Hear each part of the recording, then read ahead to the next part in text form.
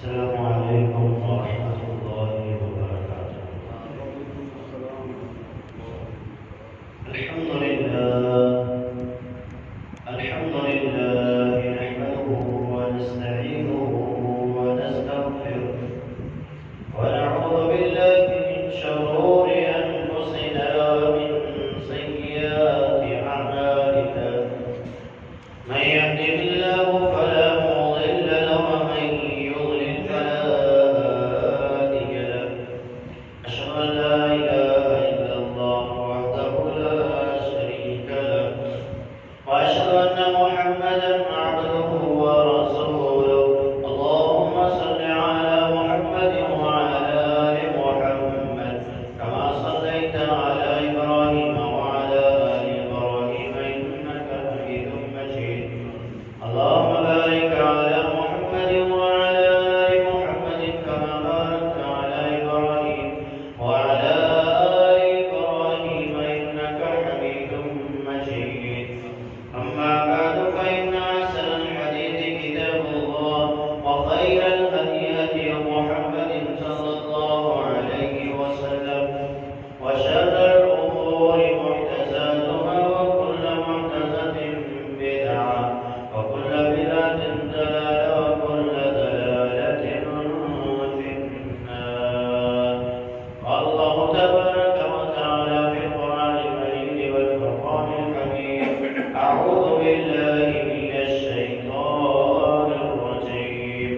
يا أيها الذين آمنوا اتقوا الله حق تقاته ولا تموتن إلا وأنتم مسلمون. يا أيها الناس اتقوا ربكم الذي خلقكم من نفس واحدة وخلق منها زوجها وبث منهما رجالا كثيرا ونساء واتقوا الله الذي تساءلون به والأرحام إن الله كان عليكم رقيبا.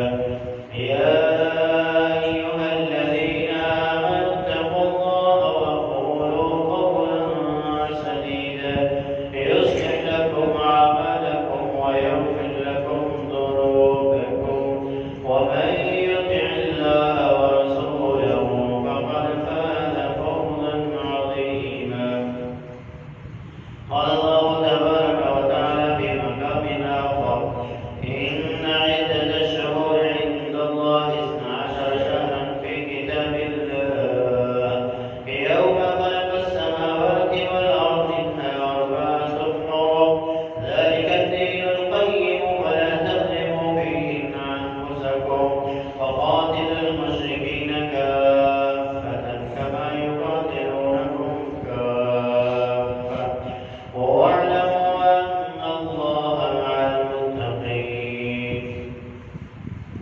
तमाम किस्म की तारीफ़ात किबरियाई और बढ़ाई अल्लाह जल्ल शाअनुहु के लिए खास है। अल्लाह ताला के फकीर व बरकत हमद सना के बाद उनके दरूद व सलाम इमामुल अंबिया सय्यदुल अंबिया जनाब मुहम्मद रसूलुल्लाह सल्लल्लाहु अलैहि वसल्लम की तरफ तस्लीम। बरादरान इस्लाम, बुजुर्गों, दोस्तों, पर्दानशीन माओ बहन बेटियों, जैसा कि हमें से हर बंदे को ये मालूम है, इस्लामी साल का आगाज हो चुका है। 1445 का आगाज हो गया।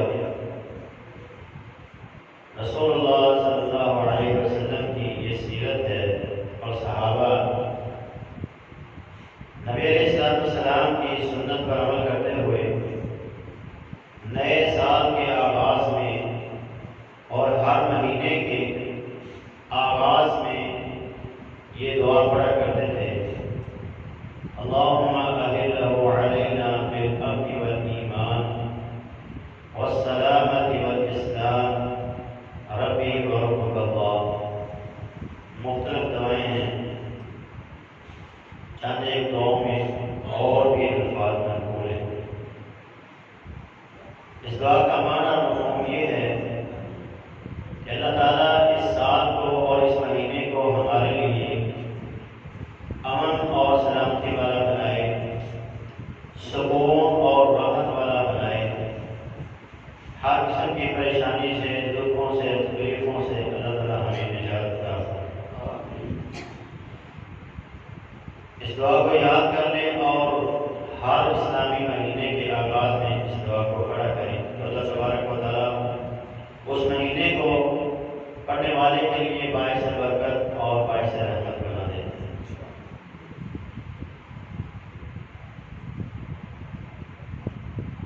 ماہ محرم الحرام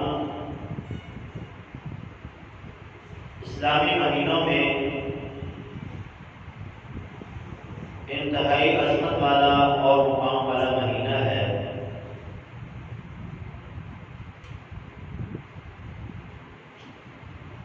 اسی لیے اس سے اسلامی سال کا آغاز کیا گیا۔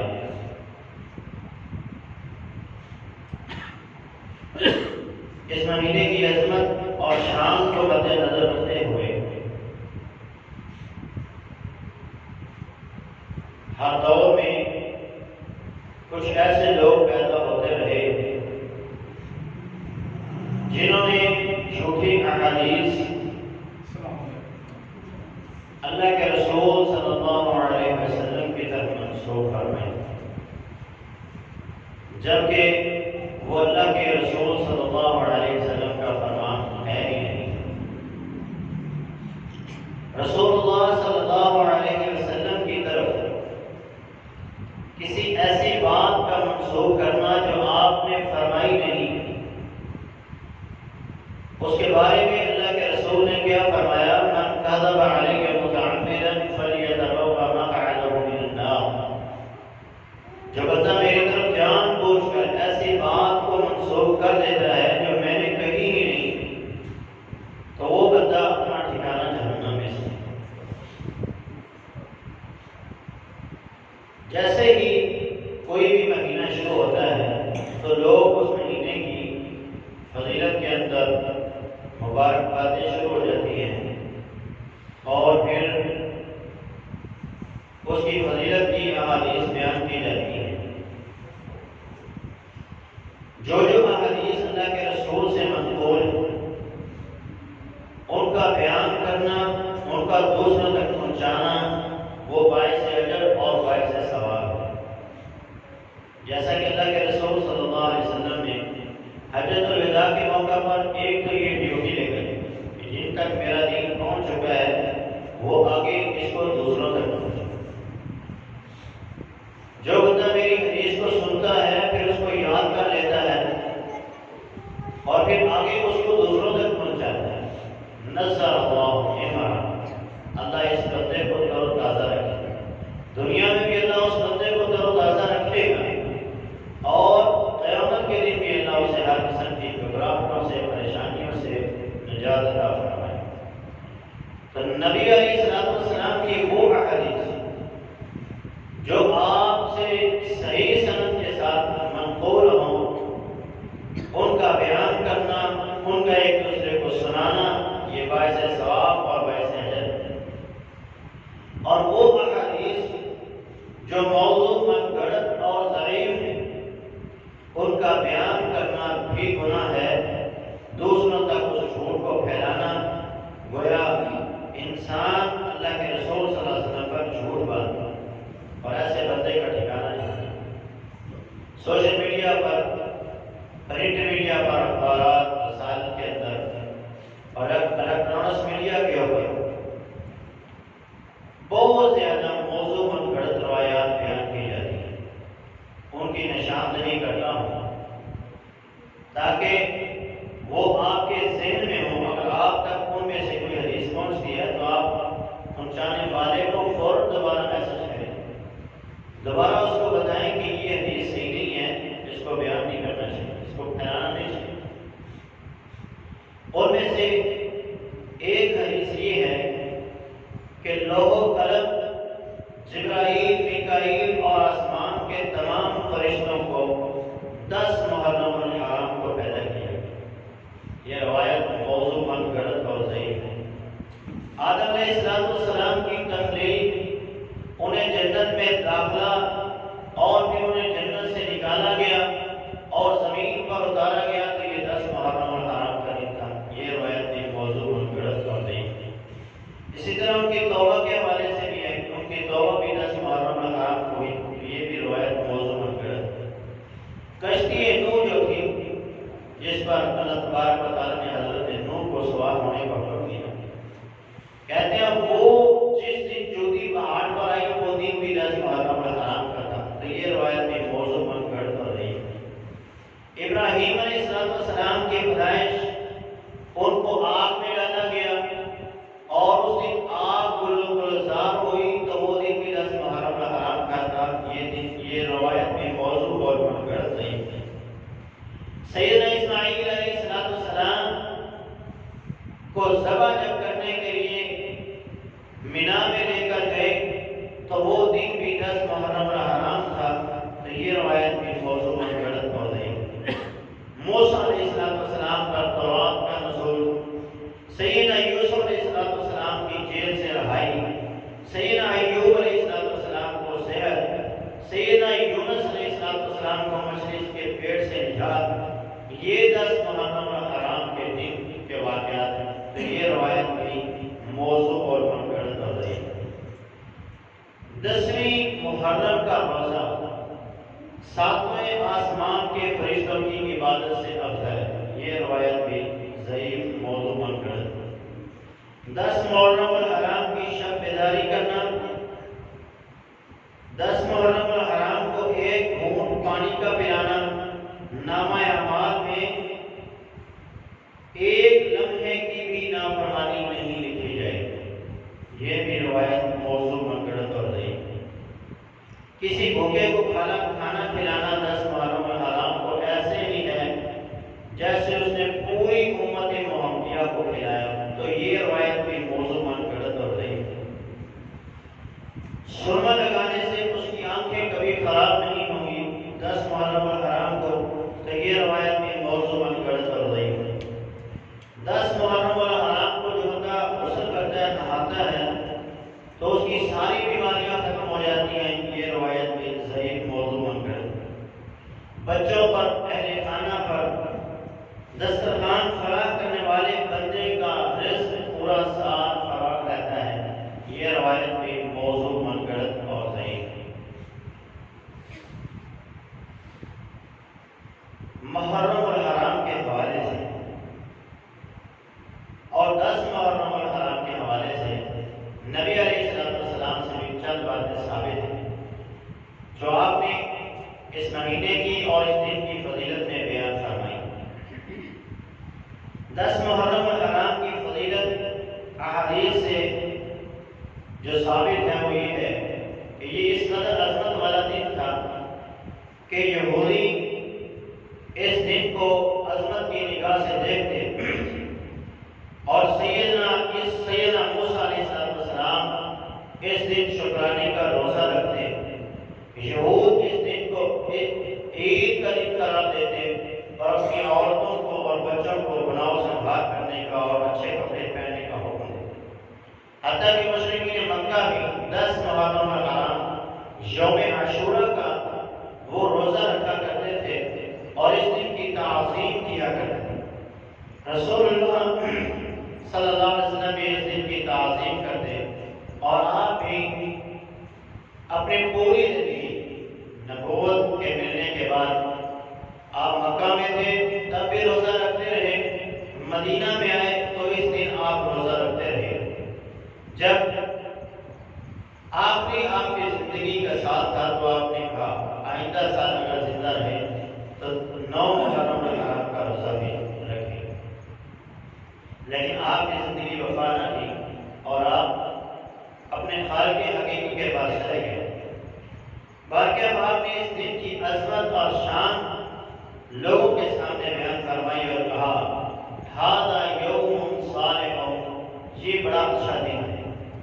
اسے امام بخاری نے صحیح البخاری میں نقل کیا۔ اسی طرح ایک حدیث میں آپ نے فرمایا ھذا یوم نجى اللہ بنی اسرائیل من عدوهم، یہ وہ عظیم دن ہے جس دن اللہ رب العالمین نے حضرت موسیٰ علیہ السلام کی قوم بنی اسرائیل کو ان کے دشمن فرعون سے نجات عطا فرمایا۔ یہ وہی عظمت والا دن ہے کہ اس دن میں غلاف کعبہ پہلی دفعہ بیت اللہ کے اوپر چڑھایا گیا۔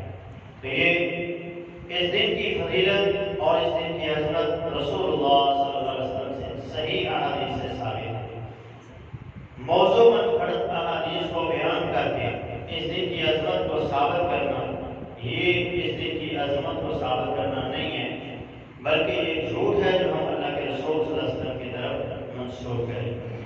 تو صحیح احادیث کو بیان کریں جس کے بیان کرنے میں عظمت شان بھی ہے اور اللہ رب العالمین اجر و ثواب سے بھی نوازا۔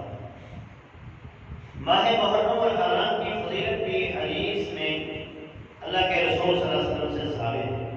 رسول اللہ صلی اللہ علیہ وسلم کا فرمان ہے، صحیح مسلم میں امام مسلم اس حدیث کو نقل کرتے ہیں، فرمایا افضل الصیام بعد رمضان شہر اللہ المحرم، رمضان کے بعد عظمت اور شان اور مقام والے جو روزے ہیں وہ ماہ محرم الحرام اللہ کے مہینے کے۔ اس میں دو فضیلتیں آپ نے بیان فرمائی کہ رمضان کے بعد سب سے زیادہ فضیلت والے روزے اس مہینے کے، لہذا اس مہینے میں کثرت کے ساتھ آپ روزے رکھ سکتے ہیں، ایک دن چھوڑ کر ایک دن آپ روزہ رکھ سکتے ہیں۔ دوسری فضیلت جو اللہ کے رسول صلی اللہ علیہ وسلم نے بیان فرمائی کہ شہر اللہ، یہ اللہ کا مہینہ ہے۔ ویسے تو زمین و آسمان کی ایک ایک چیز اللہ کی ہے، جو کچھ اس نے پیدا کیا سب اسی کا ہے، وہی اس کا مالک اور مختار ہے، لیکن ان چیزوں میں سے کچھ چیزیں ایسی ہیں جن کی نسبت خاص اللہ نے اپنی طرف کی ہے۔ جب کسی چیز کی نسبت خاص اللہ اپنی طرف کا لیتا ہے تو وہ چیز اپنی جنس میں تمام چیزوں سے نمایاں ہو جاتی ہے۔ مثال کے طور پر اللہ رب العالمین نے قرآن مجید میں ناقۃ اللہ کہا کہ قوم سمود کو جو اللہ رب العالمین نے اونٹنی معجزے کے طور پہ عطا فرمائی، اللہ نے اسے کہا یہ اللہ کی اونٹنی، حالانکہ زمین کے اندر جتنی بھی اونٹنیاں ہیں، جتنے بھی جانور ہیں، سب اللہ نے پیدا کیے ہوئے ہیں اور وہ اللہ کے ہی ہیں، لیکن اس اونٹنی کو جب اللہ نے کہا یہ اللہ کی اونٹنی ہے تو یہ اونٹنیوں میں سب سے مقام و مرتبے والی اور سب سے نمایاں اونٹنی ہوگی۔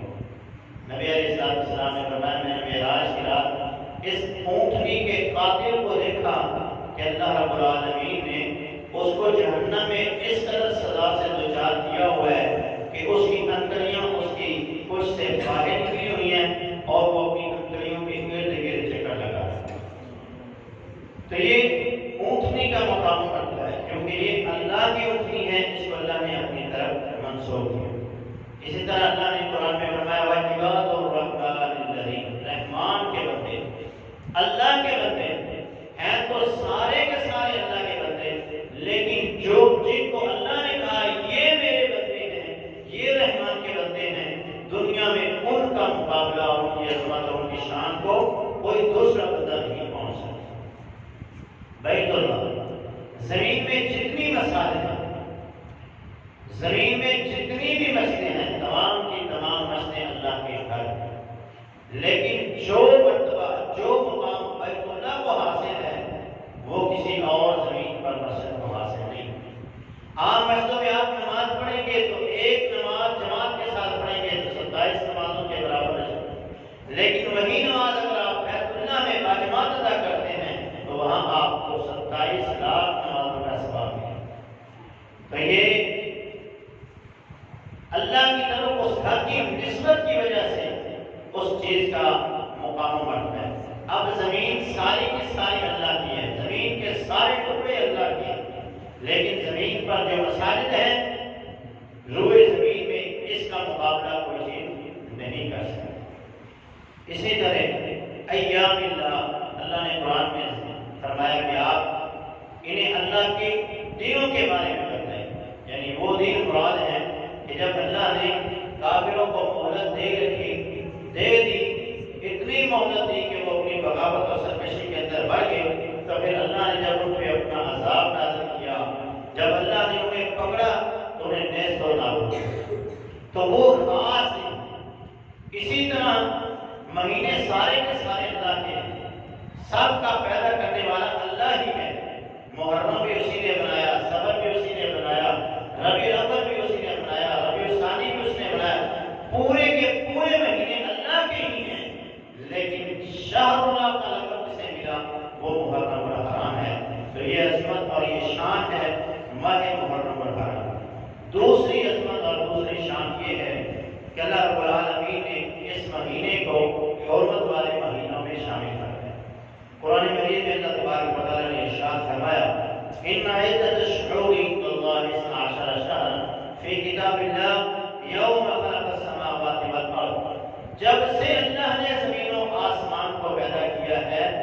اس وقت سے مہینوں کی، سال کے مہینوں کی گنتی 12 منہا اربعۃ حرم، ان میں سے 4 مہینے حرمت والے ہیں، عظمت، شان اور مقام والے ہیں۔ سیدنا ابو بکر رضی اللہ عنہ فرماتے ہیں یوم النحر، قربانی کے دن خطبہ حجۃ الوداع میں جو اللہ رب العالمین کے پیارے پیغمبر جناب محمد رسول اللہ نے ہمیں جو خطبہ ارشاد فرمایا، اس میں آپ نے فرمایا ان الزمان قد استدار كهيئته یوم خلق السماوات والارض، زمانہ گھومتا ہوا اپنی اسی حالت پر دوبارہ آ گیا کہ جیسے اللہ نے اس کو پیدا کیا تھا۔ منہا اربعۃ حرم، ان میں سے 4 مہینے حرمت والے ہیں، سال کے 12 مہینے اور 12 میں سے 4 حرمت والے ہیں۔ ثلاث متوالیات، 3 ایسے ہیں جو مسلسل ایک کے بعد دوسرا ہے، یعنی ذی القعدہ، ذی الحج اور محرم، اور چوتھا مہینہ رجب کا ہے۔ یہ 4 مہینے حرمت والے ہیں۔ اس قدر ان کی حرمت اور ان کی شان اور مقام ہے کہ مشرکین مکہ بھی ان مہینوں کا ادب و احترام کرتے، اور ان دنوں میں، ان مہینوں کے اندر لڑائی جھگڑا اور قتل و غارت، بدلہ لینا سب کچھ چھوڑ دیتے۔ یہود بھی 4 مہینوں کا احترام کرتے، یہاں تک کہ اس وقت کے جو رہزن اور ڈاکو تھے، چور تھے، وہ بھی اپنے اس کام کو چھوڑ کر ان مہینوں کا ادب و احترام کرتے تھے۔ مگر جب آج ہم اپنے معاشرے کو دیکھیں، پہلے نمبر پر تو ہم کو یہ پتہ ہی نہیں کہ ان مہینوں کا ادب و احترام کیا ہے، ان مہینوں کا مقام و مرتبہ اللہ کے ہاں کیا ہے، ان کا احترام ہم کو کیسے کرنا ہے۔ چوریاں اسی طرح ہو رہی ہیں، ڈاکے ڈالے جا رہے ہیں، قتل و غارت کے بازار اسی طرح گرم ہیں، ہیرا پھیری کے بازار اسی طرح گرم ہیں۔ کوئی مشرکین مکہ جو اللہ کے ساتھ شرک کرنے والے تھے، وہ بھی ان کا احترام کرتے۔ وہ قوم جس سے اللہ ناراض تھا، وہ قوم بھی ان مہینوں کا احترام کرتے۔ مگر آج امت مسلمان اس حد تک گر چکی ہے کہ انہیں علم ہی نہیں ہے کہ ان مہینوں کا احترام ہمیں کیسے کرنا ہے۔ صحابہ نے بھی اللہ کے رسول صلی اللہ علیہ وسلم سے پوچھا یسألونک عن الشہر الحرام قتال فیہ، ہمیں بتلائیے اللہ کے رسول، ان مہینوں میں کیا ہم لڑائی کر سکتے ہیں، قتال کر سکتے ہیں، جہاد کر سکتے ہیں؟ تو قرآن نے کہا قل قتال فیہ کبیر، ان مہینوں میں لڑائی کرنا سخت گناہ ہے، اللہ یہ کہ کافر تمہارے اوپر حملہ کرے، فقاتلوا المشرکین کافۃ کما یقاتلونکم کافۃ، اگر وہ تمہارے اوپر حملہ آور ہوتے ہیں تو پھر دفاعی حکمت عملی کی صورت میں تم اپنا دفاع کر سکتے ہیں۔ اس لیے ان مہینوں کے مقام و مرتبے کو پہچاننا ہے اور ہر قسم کے فتنہ فساد سے، لڑائی جھگڑے سے، موت خرابہ سے اپنے آپ کو بچانا ہے۔ اللہ نے اس آیت میں آگے فرمایا فَلَا تَظْلِمُوا فِيهِنَّ أَنفُسَكُمْ، اے ایمان والو، ان مہینوں کا ادب و احترام یہ ہے کہ تم اپنی جانوں پر ان مہینوں میں ظلم نہ کرو۔ یہ اس کا مطلب قطعا نہیں ہے کہ عام دنوں میں ہم ظلم کر سکتے ہیں اور ان دنوں میں ظلم نہیں کریں، یہ مطلب نہیں ہے، بلکہ یہ تاکید ہے کہ جب یہ دن شروع ہو جائیں تو تمہاری حد المقدور پر یہ ہونی چاہیے، بلکہ تم سے کسی قسم کا کوئی بھی ظلم و زیادتی والا کام نہیں ہونا چاہیے۔ اگر کرو گے تو سزا بڑھ جائے گی۔ مثال کے طور پہ ایک بندہ چوری کرتا ہے کسی کے گھر سے، وہ بھی گناہ ہے، لیکن ایک بندہ چوری کرتا ہے اللہ کے گھر سے، ایک بندہ زنا کرتا ہے اپنے گھر میں، ایک بندہ مسجد میں آ کے کرتا ہے، تو اس کا گناہ بڑھ جاتا ہے۔ اس لیے ان مہینوں کا، عام دنوں میں گناہ بھی ہے، اگر ان مہینوں کے اندر کوئی بندہ ظلم و زیادتی کرتا ہے تو اس کا گناہ اور بڑھ جاتا ہے، اس کا گناہ ڈبل ہو جاتا ہے، اس کی سزا ڈبل ہو جائے گی۔ ظلم کیا ہے؟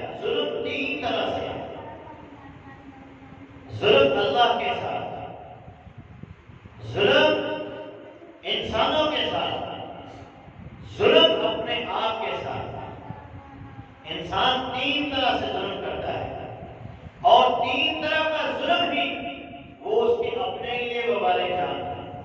اگر وہ اللہ کے ساتھ ظلم کرتا ہے، جیسا کہ رب تعالیٰ نے ارشاد فرمایا ان الشرک لظلم عظیم، بے شک شرک جو ہے یہ ظلم عظیم ہے۔ جو بندہ شرک کا ارتکاب کرے گا، اللہ کے ساتھ اوروں کو شریک بنائے گا، رب کا کھا کر رب کی نافرمانی کرے گا، اللہ کی زمین پر رہ کر اللہ کے حکم حدودی کرے گا، رب کی چھت کے نیچے زندگی گزار کر، رب کا دیا کھا کر، رب کا دیا پی کر، اس کی نعمتوں کو استعمال کر کے اس کی اگر ناشکری کرے گا، دیتا وہ ہے اور حقدار دوسروں کو بناتا ہے، اور اس شان اور عظمت کا حقدار دوسروں کو ٹھہراتا ہے۔ اولاد دینے والا اللہ ہے، اگر کہے مجھے کسی اور نے دیا ہے، فلاں کعبے اور فلاں پیر نے دیا ہے، فلاں قبر والے سے میں نے مانگا تو اس نے مجھ کو دیا ہے، تو وہ گویا اللہ کا حق اللہ کے بندوں کو دے رہا ہے اور اللہ کے ساتھ ان کو شریک بنا رہا ہے۔ اس وقت یہ ظلم ہوگا جو وہ اپنے خالق اور مالک کے ساتھ کرے گا، اور پھر ظلم کی سزا کیا ہے؟ والظالمین اعد لهم عذابا عظیما، عذاب علیما، کہ یہ وہ ظالم ہیں کہ جن کے لیے اللہ نے دردناک عذاب تیار کیا ہے، دردناک عذاب تیار کیا ہے۔ شرک سے ہر صورت پر بچنا ہے، ہر حالت میں بچنا ہے، چاہے یہ حرمت والے مہینے ہوں یا نہ ہوں، ہر وقت آپ نے اپنے عقیدے کو شرک کی برابر سے پاک کرنا ہے۔ اللہ کے رسول صلی اللہ علیہ وسلم نے اس عقیدے کو پاک رکھنے کے لیے سیدنا معاذ بن جبل رضی اللہ تعالیٰ عنہ کو فرمایا تھا کہ اے معاذ میں تجھے وصیت کرتا ہوں۔ سیدنا معاذ کہتے تھے اوصانی خلیلی، میرے خلیل نے، میرے حبیب نے، میرے پیارے نے مجھے یہ وصیت کی، ان قتلت او قطعت او قتلت، تجھے کاٹ دیا جائے، تجھے قتل کر دیا جائے، تجھے آگ میں جلا دیا جائے، لا تشرک باللہ شیئا، تمہیں اللہ کے ساتھ ذرہ برابر بھی شرک نہیں کرنا، ذرہ برابر بھی شرک نہیں کرنا۔ اگر ذرہ برابر بھی شرک ہو گیا تو ٹھکانہ جہنم ہے، ہمیشہ ہمیشہ کے لیے جنت حرام اور جہنم اس کا ٹھکانہ ہوگا۔ رسول اللہ صلی اللہ علیہ وسلم نے بنی اسرائیل کے دو بندوں کا واقعہ بیان فرمایا۔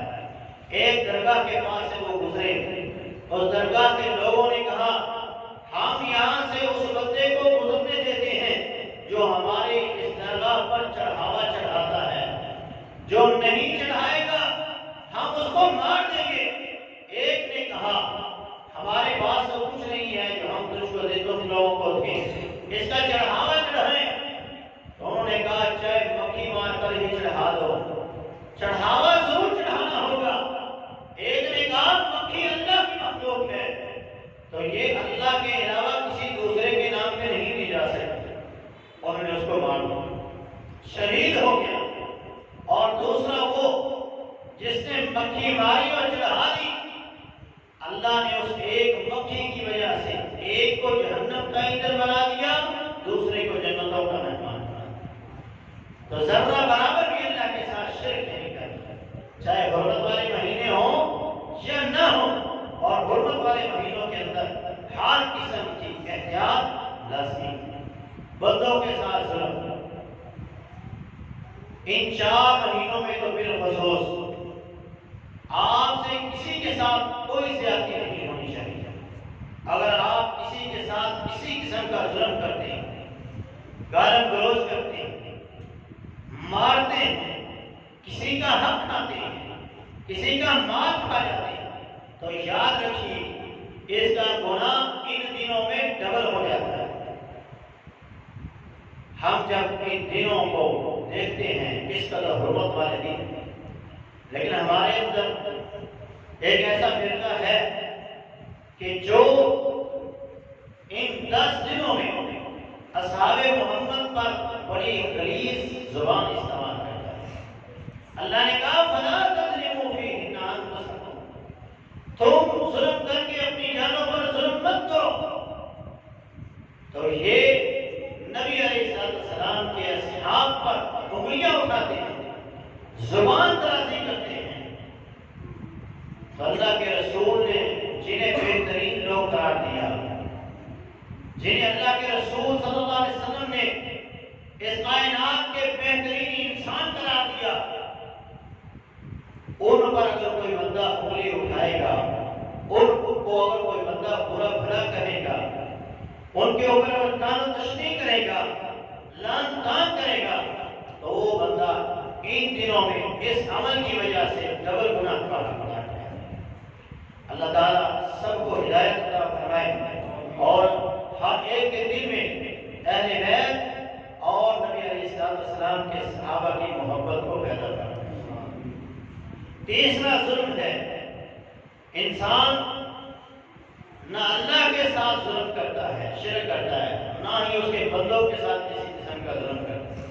کچھ ایسے گناہوں کا ارتکاب کرتا ہے جس کا صرف اس کی ذات کے ساتھ تعلق ہے، نماز نہیں پڑھتا، اس کی تنہائی، اس کی راتیں، اس کی مجلسیں وہ پاک نہیں ہیں، گناہوں سے بھری ہوئی ہیں، تو وہ سمجھے کہ ان دنوں میں اس کا گناہ ڈبل ہو رہا ہے۔ تو اس لیے ہر بندے کو چاہیے کہ وہ نمازوں کی پابندی کرے۔ اگر اس کی تنہائیاں صاف نہیں ہیں، راتیں پاک نہیں ہیں، تو وہ ان کو پاک کرے۔ ہر قسم کے گناہ سے وہ اپنے آپ کو بچانے کی کوشش کرے۔ اگر بچائے گا تو اللہ کے قریب ہوتا جائے گا، اور اگر نہیں کرے گا تو ان دنوں میں اس کے ان گناہوں کا عذاب اور سزا جو ہے وہ بڑھ جائے گی۔ گناہ کیا ہے؟ نبی علیہ السلام نے فرمایا الاسم ما حاق فی صدرک وقرئت ان یطلع علیہ الناس۔ یاد رکھو وہ چیز گناہ ہے کہ جب تم کرو اور تمہارے دل میں یہ کھٹکا پیدا ہو جائے، ڈر لگے کہ لوگوں کو پتہ لگے گا تو کیا ہوگا، سمجھ لو وہ گناہ۔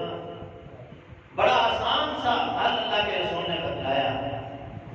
چوری کرتے ہوئے بندے کو ڈر ہوتا ہے لوگوں کو بتانا چاہتا ہے، شراب پی رہا ہے، کوئی غلط کام کر رہا ہے، تو اس کو یہ ڈر ہوتا ہے کہ لوگوں کو بتانا چاہتا ہے۔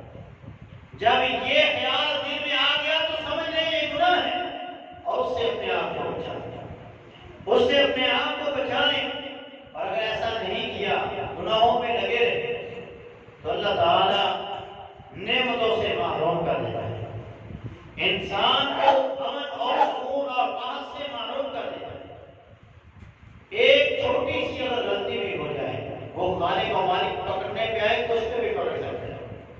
اللہ تعالیٰ نے آدم علیہ السلام کو صرف اتنی بات کہی وَلَا تَقْرَبَا هَٰذِهِ الشَّجَرَةَ فَتَكُونَ مِنَ الظَّالِمِينَ۔ اس درخت کے قریب مت جانا، اگر قریب گئے تو ظالموں میں سے ہو جاؤ۔ تو سیدنا آدم علیہ السلام سے یہ لغزش، یہ بھول ہو گئی، اللہ تبارک و تعالیٰ نے جنت جیسی عظیم نعمت سے محروم کر دیا اور زمین پر اتار دیا، کہا خود محنت کرو، کھاؤ۔ اللہ نے کس قدر راحت اور سکون دیا تھا، آتا اس جنت میں رہو، کھاؤ پیو جو دل کرتا ہے، جیسے مرضی زندگی گزارو، لیکن اس کے قریب نہیں جائے۔ ایک غلطی کی وجہ سے جنت چھن گئی، دنیا میں آ گئے، محنت مشقت کرنے کے بعد زندگی گزاری اور اپنی زندگی کے دنوں کو پورا کیا۔ اسی طرح اگر ہم بھی گناہوں سے اپنے آپ کو بچائیں گے تو اللہ کی نعمتیں ہمیشہ رہیں گی، اور اگر گناہوں کے اندر لگے رہیں، باز نہ آئے، راتوں کو بھی گناہ، دن کو بھی گناہ، ہر وقت اپنی نافرمانی پہ لگے رہے، تو پھر یاد رکھیے اللہ نعمتوں سے محروم کرتا جائے، پھر رزق کی بھی کمی ہوگی، پھر امن کی کمی بھی ہوگی، سکون کی کمی بھی ہوگی، پھر ٹینشن نہیں ہوگی، زندگی عذابات سے دچار ہو جائے گی۔ اس لیے گناہوں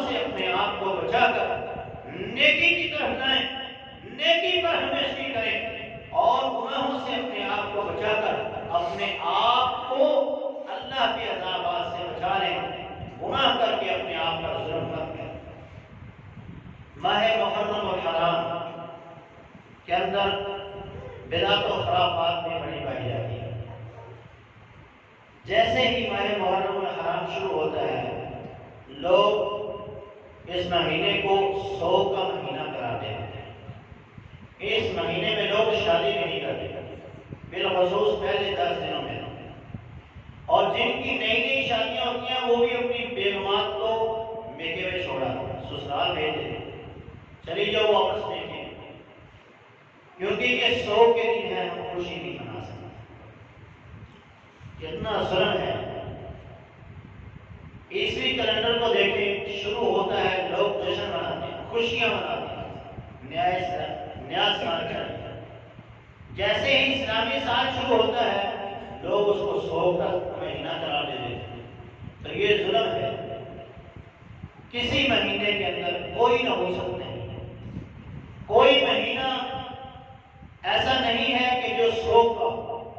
اسلام نے جو ہمیں سوگ کا تصور دیا ہے وہ کیا ہے؟ سیدہ ام حبیبہ رضی اللہ تعالی عنہا فرماتی ہیں، یہ نبی علیہ السلام کی بیوی، ان کا باپ ابو سفیان فوت ہو، 3 دن گزرنے کے بعد انہوں نے خوشبو منگوائی اور لگائی، اور فرماتی ہیں مجھے اس خوشبو کے لگانے کی ضرورت نہیں تھی، لیکن میں نے اس لیے لگائی ہے تاکہ تمہیں پتہ چل جائے کسی مرد اور عورت کے لیے 3 دن سے اپنے کسی پیارے کی وفات سے زیادہ سوگ نہیں ہے، سوائے اس عورت کے جس کا شوہر فوت ہو گیا اور وہ 4 ماہ 10 دن تک سوگ میں رہے۔ اس کے علاوہ کسی کے لیے 3 دن کے بعد سوگ نہیں۔ تو اسلام نے جو سوگ کا تصور دیا ہے وہ 3 دن سوگ کا تصور ہے۔ سوگ اس لیے مناتے ہیں کہ اس میں 10 محرم الحرام کو سیدنا حسین رضی اللہ عنہ کو مظلومانہ شہید کیا۔ آپ کی شہادت بالکل مظلومانہ ہے، ظلم تھا جو آپ پہ کیا گیا، لیکن شہادت ایک عظیم رتبہ ہے، یہ مومن کے لیے ایک اعزاز ہے۔ مومن اس پہ خوش ہوتا ہے کہ اللہ نے اسے شہادت کی موت نصیب کی۔ نبی علیہ السلام کے بارے میں احادیث میں آتا ہے، آپ ارشاد فرماتے ہیں ثم اقتل ثم احیا ثم اقتل ثم احیا، مجھے اللہ کے راستے میں شہید کیا جائے پھر زندہ کیا جائے، پھر شہید کیا جائے پھر زندہ کیا جائے، پھر شہید کیا جائے پھر زندہ کیا جائے۔ گویا آپ اس کی آرزو کرتے تھے۔ سیدنا عمر فاروق دعا کرتے تھے اللہ مجھے شہادت کی موت نصیب فرما اور اپنے رسول کے شہر میں نصیب فرما۔ سیدنا جعفر طیار رضی اللہ تعالیٰ عنہ جنگ موتا میں ان کی شہادت ہوتی ہے کہ جسم پر 80 زخم آتے ہیں، دونوں بازو کٹ گئے۔ تو ان کی بہن نے اللہ کے رسول سے پوچھا میرا بھائی کہاں ہے؟ تو آپ نے فرمایا میں نے اس کو دیکھا کہ وہ جنت میں اللہ نے اسے 2 پر عطا کیے ان کے بازوؤں کے بدلے میں، اور وہ پروں کے ساتھ جنت میں اڑتا ہے۔ تو یہ اعزاز ہے۔ سیدنا خالد بن ولید رضی اللہ عنہ ساری زندگی میدان جہاد میں تھے، لیکن موت بستر آئی تو روتے ہوئے دنیا سے جا رہے کہ مجھے شہادت کی موت نصیب کی۔ تو یہ ایک اعزاز ہے جو اللہ رب العالمین اپنے بندوں کو عطا فرماتا ہے۔ کیسا اعزاز ہے؟ سیدنا جابر رضی اللہ عنہ کے رسول کے پاس فرماتا اللہ کے رسول مجھے بتلائیے میرے باپ کے ساتھ اللہ نے کیا سلوک کیا ہے؟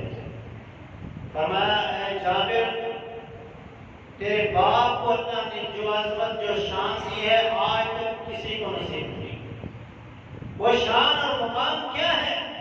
فرمایا اللہ نے سارے پردے اٹھا دیے اور اپنے سامنے اٹھا کے کہا اے عبداللہ کیا چاہتا ہے، تیری خواہش کیا ہے؟ کہا اللہ ایک مرتبہ دنیا میں بھیج دے۔ اللہ نے کہا اس کے علاوہ جو خواہش کرے گا تیری خواہش کو پورا کیا جائے۔ تیرے باپ کے علاوہ آج تک کسی کو اللہ نے اپنے سامنے بٹھا کر بات نہیں کی۔ یہ اعزاز اللہ نے تیرے باپ کو عطا کیا، اور یہ اعزاز کیوں ملا؟ کیونکہ انہیں اللہ رب العالمین نے شہادت کی موت نصیب کی۔ تو شہادت اعزاز ہے، شہادت یہ اعزاز ہے، اس پہ رونا دھونا نہیں ہوتا۔ نبی علیہ السلام کے چچا امیر حمزہ رضی اللہ عنہ کو شہید کیا گیا اور انتہائی مظلومانہ شہید کیا گیا۔ ناک کاٹ دیے گئے، کان کاٹ دیے گئے، زبان کاٹ دی گئی، ہونٹ کاٹ دیے گئے، جسم کی اعضاء کو کاٹ دیا گیا، مسنا کر دیا گیا، جنہیں اللہ کے رسول نے خود کہا کہ یہ سید الشہداء، میری امت کے جتنے شہید ہوں گے سب کے سردار سیدنا حمزہ رضی اللہ عنہ۔ تو 100 کا اسلام نے جو صبر دیا ہے وہ وفات کے بعد ملتا ہے، یہ بھی یاد رکھیے۔ اور ہمارے یہاں جو شوق منایا جاتا ہے یہ 10 دن پہلے شروع ہوتا ہے، اور جیسے ہی وہ وفات کا دن اور شہادت کا دن آتا ہے سیدنا حسین کا، تو حلوے کھیرے کھا کر، سبیلے لگا کر، موج مستی کر کے سب کچھ اڑا اڑا کے اپنے اپنے گھروں کو دوڑ جاتے ہیں۔ تو اسلام نے وفات سے پہلے 100 کا تصور نہیں کیا، بعد میں تصور کیا، اور بعد میں بھی صرف 3 دن کا 100 کا تصور کیا۔ اور جو ہمارے یہاں 100 منایا جاتا ہے یہ بھی بالکل غلط ہے۔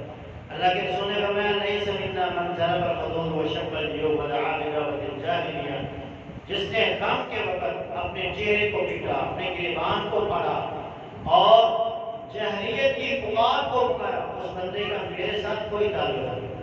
آپ نے فرمایا سلطان مقبوضان نے پھر دنیا والآخرہ، 2 آوازیں دنیا اور آخرت میں مقبوض ہیں، ان پر اللہ ناراض ہوتا ہے۔ النیحۃ والغنا، ایک غم کے وقت نوحہ کی آواز ہے اور ایک خوشی کے وقت غنا گانے کی آواز ہے۔ یہ دونوں آوازیں ایسی ہیں کہ ان پر اللہ دنیا میں بھی ناراض ہوتا ہے اور قیامت کے دن بھی ناراض ہوتا ہے۔ اللہ کے رسول صلی اللہ علیہ وسلم نے انا بری ممن خلق وسلق وخرق، اس بندے سے میرا کوئی تعلق نہیں جس بندے نے غم کے وقت اپنے سر کو اڑوا دیا، جس بندے نے غم کے وقت اپنی آواز کو بلند کیا، جاہلیت کی پکار کو پکارا، وہ خرق اور اپنے کپڑوں کو پھاڑ دیا۔ اب آپ دیکھیں کہ یہ محبت کا اظہار نہیں ہے، بلکہ اللہ کے رسول صلی اللہ علیہ وسلم اس بندے سے اپنا تعلق توڑ رہے ہیں۔ آپ نے فرمایا لوگوں یاد رکھنا میری امت میں جاہلیت کے کچھ کام باقی رہیں گے، وہ کام کون سے ہیں؟ ایک نوحہ ہے، وہ میری امت میں باقی رہے گا۔ ایک آپ نے فرمایا الفخر بالانساب والطعن بالانساب، اپنے خاندان پر فخر، دوسرے کے خاندان کو حقیر، والاستسقاء بالنجوم، ستاروں سے پانی طلب کیا جائے گا، والنیحۃ نوحہ کیا جائے گا۔ آگے آپ نے فرمایا اذا لم تتب قبل موتها، جب کوئی عورت، یعنی یہ زیادہ بیماری عورتوں میں پائی جاتی ہے، لیکن ہمارے یہاں ایک فرقہ ہے جس میں مردوں میں بھی یہ بیماری پائی جاتی ہے، تو آپ نے فرمایا جب تک وہ اپنی موت سے قبل توبہ نہیں کرے گا تو قوم یوم القیامہ، قیامت کے دن جب وہ کھڑا ہوگا، وعلیہا سربال من قطران، اس پہ گندک کی قمیض ڈالی جائے گی، اسے اس کے جسم پر گندک کی قمیض ڈال کے اس پہ خارش کی قمیض ڈال دی جائے گی، گویا اس کو خارش کی بیماری قیامت کے دن لگا دی جائے گی۔ سیدنا حسین رضی اللہ عنہ نے بھی اس چیز سے منع فرمایا، جو جب آپ کی شہادت کا دن آیا 10 محرم الحرام کو، سیدنا حسین رضی اللہ عنہ نے اپنے خاندان کی عورتوں کو اور اپنے قبیلے کی عورتوں کو جو آپ کے ساتھ تھیں انہیں آپ نے مخاطب کر کے کہا اوصیکن، میں تم سب کو یہ وصیت کرتا ہوں، اذا انا قتلت، جب مجھے قتل کر دیا جائے، شہید کر دیا جائے، فلا تشققن علی جیبا، تو تم لوگوں نے اپنے گریبانوں کو پھاڑنا نہیں ہے، ولا یلتمن علی خدا، اور نہ ہی اپنے رخساروں پہ تھپڑ مارنے ہیں، ولا تختشن علی وجہها، اور نہ ہی اپنے چہرے پہ تھپڑ مارنے ہیں، یعنی نوحہ کرنے سے، پیٹنے سے سیدنا حسین نے خود منع کر دیا۔